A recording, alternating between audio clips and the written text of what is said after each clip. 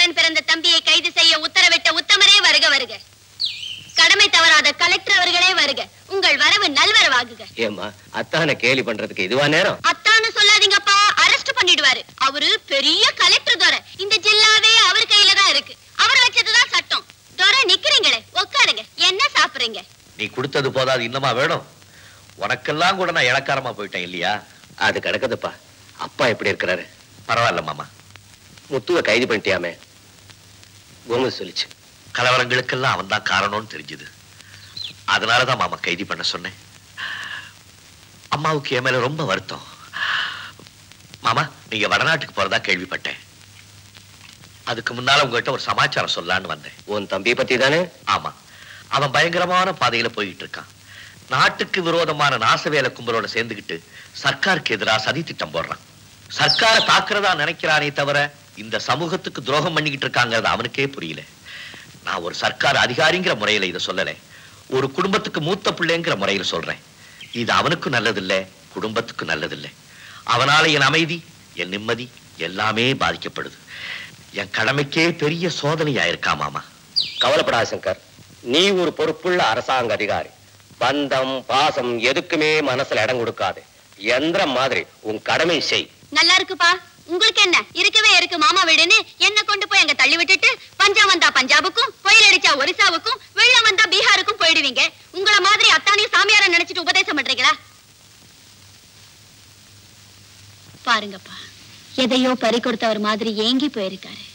முகத்துல மலர்ச்சி இல்லை, சிரிப்புல கவர்ச்சி இல்லை. நீங்க சொன்ன மாதிரி எப்ப பார்த்தாலும் ஒரு இயந்திரமாவே இருக்காரு.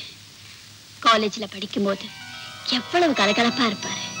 விளையாடுவாரு, வேடிக்கையா பேசுவாரு, என்னோட சேர்ந்து இஷ்டத்துக்கு ஆடுவாரு, பாடுவாரு. அந்த நாளெல்லாம் நினைச்சா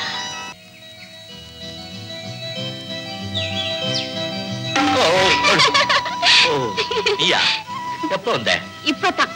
காலேஜ்ல படிக்கிறதுக்கு போறாதுன்னு இங்கே வந்து படிக்கிறீங்களா? எதுக்கு வந்த? உங்களை ஒண்ணு கேட்கணும்னு. என்னையா? இப்ப ஒண்ணும் கேட்காத. அப்புறமா வந்து 1000 கேள்வி வேணாலும் கேளு, நான் பதில் சொல்றேன். அப்புறமாவா? அப்புறமா யாரா வந்துருவாங்களே.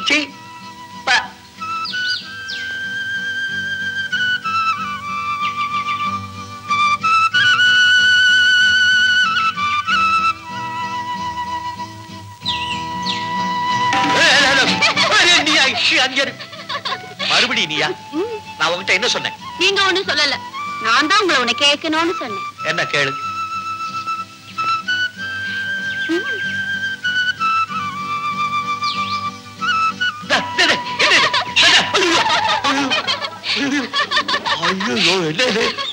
பைத்தியமா? ஆமா பைத்தியம்.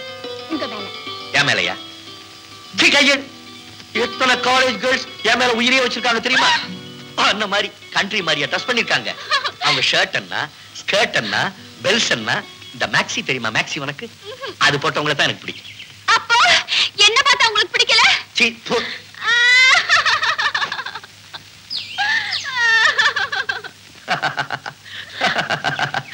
பைத்தியம், ஏன் அழுவுற? பிக்னிக்கா கூட்டு போறேன்னு சொல்லிட்டு என்ன ஏமாத்திட்டீங்களே. நிச்சயமா உன்னை பிக்னிக் கூட்டிட்டு போறேன். ஒண்ணு வேண்டாம், அந்த காலேஜ் பொண்ணுங்களே கூட்டு போங்க. ஏதோ கிக்ஸியா சொன்னீங்களே, அவளே கூட்டு போங்க. பிக்ஸியும் இல்ல. I love you. I love you. I love you. I love you. Gowri, இது என் பாட்டனும் பாட்டியும் படுத்து தூங்கின கட்டில். நல்ல ராசியான கட்டில்னு அப்பா எங்கிட்ட தள்ளி விட்டார். எப்படி? இது என்ன கட்டில்? பல்லக்கு மாதிரி. எங்க வீட்ல எங்க பாட்டனும் பாட்டியும் படுத்திருந்த கட்டில் இதை விட பெருசா இருக்கும். உன் பாட்டனும் பாட்டியும் நல்ல குண்டா இருந்திருப்பாங்க, நல்ல பெரிய கட்டிலா போட்டு வச்சிருந்திருப்பாங்க. ஐயா, எப்ப பார்த்தாலும் பிறந்த வீட்டை பத்தி பேசிக்கிட்டு இருக்கேனே. என்ன இது? எப்ப பார்த்தாலும் என் பிறந்த வீட்டை பத்தி பேசவே விட மாட்டேங்கிறீங்க. நான் போறேன். நமக்குள்ள என்ன கோவம் சண்டா இதெல்லாம். கௌரி, என்ன பார்த்தா எப்படி இருக்கு சொல்லட்டுமா? ஆம்பளை மாதிரி இருக்கீங்க.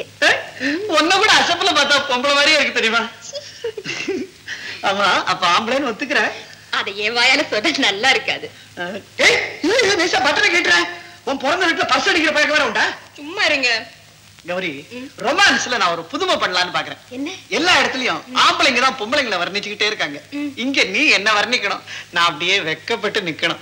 வர்ணியே போங்க, எனக்கு அதெல்லாம் தெரியாதுங்க. தெரியாதுங்கிறாளே, மக்கு மக்கு. நானா இருந்தா கம்பன் சகுந்தலைய வர்ணிச்சது மாதிரி காளிதாசன் சீதையை வர்ணிச்சது மாதிரி சும்மா புட்டு புட்டு வர்ணிச்சிருப்பேனே.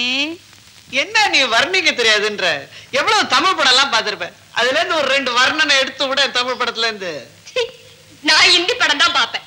ஐயே, இந்திய மந்தி மாதிரி இருந்துகிட்டு ஹிந்தி படமா பாக்குற? ஹிந்தி படம் அப்புறம் சரி, ஹிந்தி படம் பாப்பேன்றிய.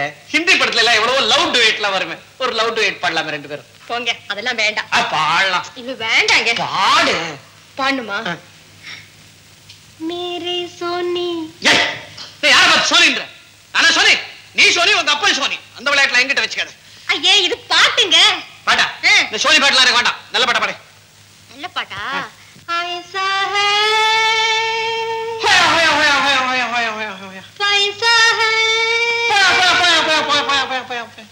பம் பம் பேக் ரெண்டுமே இங்கேதான். பம்.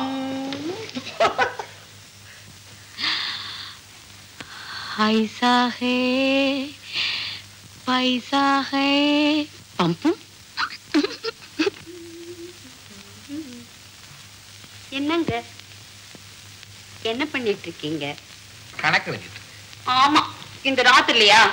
எனக்கு ராத்திரில தானே வருது. போங்க, கணக்குல மட்டும் கவனம் வைங்க. என் இளமையை பத்தி உங்களுக்கு கவலையே இல்ல. ஏன் கவலை இல்ல? உன் இளமையை கவனிக்கிறதுக்கு தான் சோப்பு, பவுடர், ஸ்னோ, சென்ட் இதெல்லாம் வாங்கி கொடுத்துருக்கனே. இங்க வாங்களேன். இந்த ராத்திரில எங்க கூப்பிடுற? மேரே சோனி. யாரு? நானா சோனி? வெள்ளி பசுப்பம், தங்க பசுப்பம், பவள பசுப்பம் எல்லாமே சாப்பிடுறேன். நான் சோனி ஆகுது. நீ தான் சோனி. ஐசா ஹே. ஐஷா ஃப்ரிட்ஜில் இருக்கும், எடுத்துக்கப்போ. பைசா ஹே. என்னது ஐஷா பைசா? என்னன்னு சொல்ற? நான் ஒண்ணும் சொல்லல.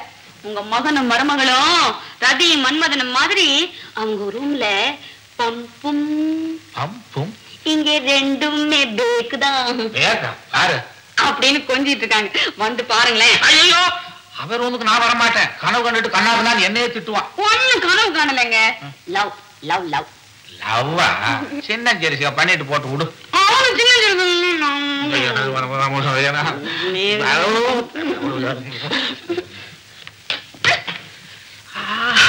ஐயோ, இதுவும் நான் செஞ்ச பாவம் தான்.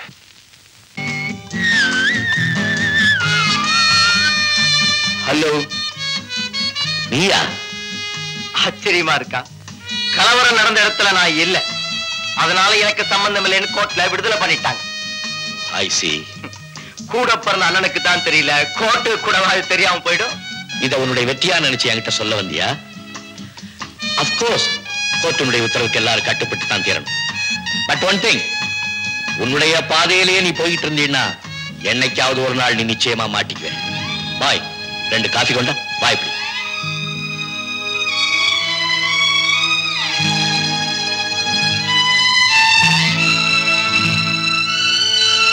உட்கார்.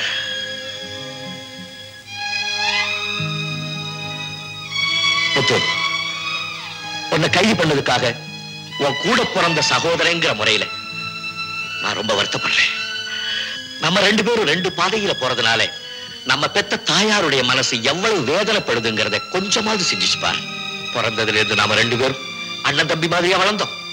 நான் நெருங்கிய நண்பர்கள் மாதிரி பழகிட்டு வரோம். கடைசி வரைக்கும் அப்படியே இருக்கணும்னு நினைக்கிறேன். தயவு செய்து அதை கெடுத்துறாதரா, பிளீஸ்.